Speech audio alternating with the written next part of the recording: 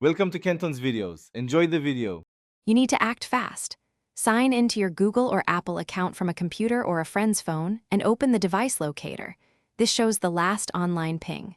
Once there, call the number once, then set the device to lost or lock mode so it can't be used. Make sure you note the timestamp and address shown. This is the starting point for physical searching or reporting.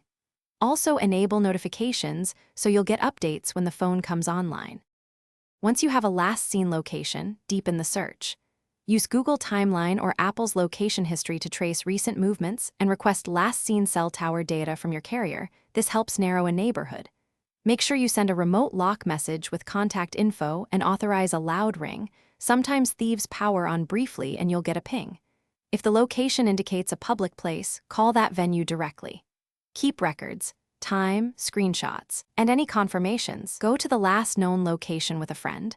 Be cautious and don't confront anyone. If the phone stays off, file reports with the police and your carrier using the IMEI so it can be blacklisted. That prevents reuse. Once done, keep checking the locator and enable emails for power on. If you don't see updates, make sure Bluetooth devices and account alerts are checked, and be ready to remotely erase only as a last resort. This protects your data if recovery fails.